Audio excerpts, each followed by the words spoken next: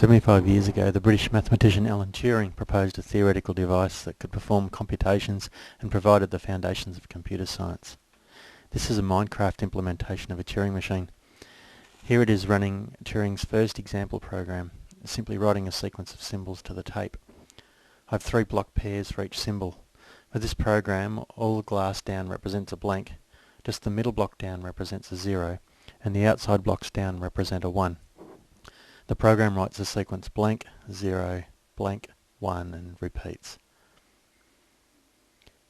In theory, the tape extends to infinity, but Minecraft isn't quite that big. So I've looped the tape around and joined it behind the machine. Each tape position can hold one of 8 different symbols, including the blank. The magenta section is the read-write head. It pops the bottom blocks out for reading, and then it writes to the tape by changing blocks around with pistons. The orange section's the machine state. There are 4 latches allowing up to 16 possible states. I usually reserve 0 as the halt state.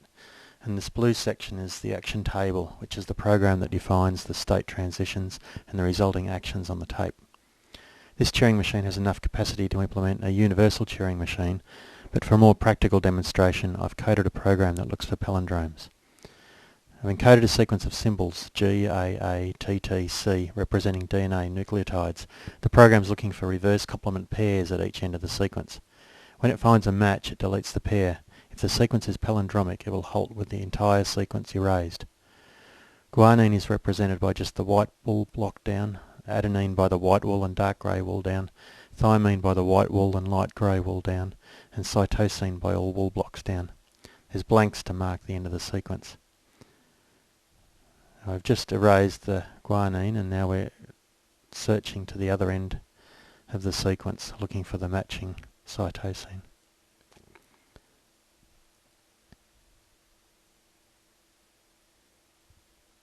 And it's reached the end of the sequence, so it goes back, reads the tape, checks its cytosine and then erases that.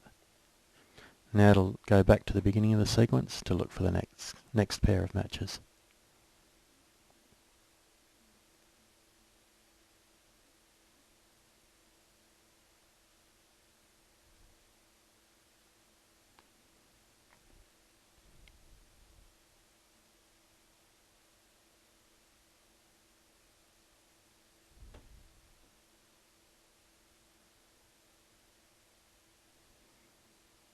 And it's found the beginning of the tape, so it'll advance to the next symbol.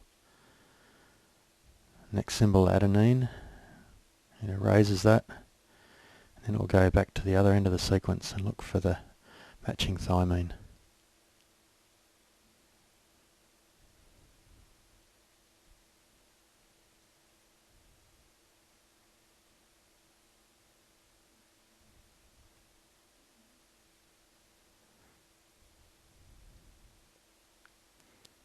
The end of the sequence again.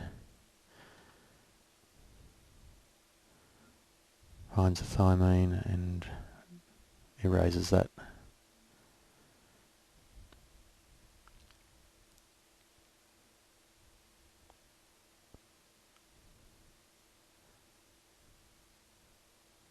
Goes back to the beginning of the sequence.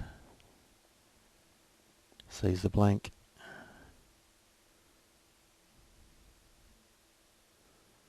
Finds the adenine and erases this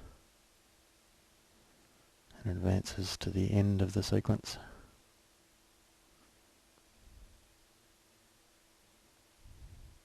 Finds the blank, which tells it it's got to the end of the sequence. Now it checks for a matching thymine, finds it, so it erases it.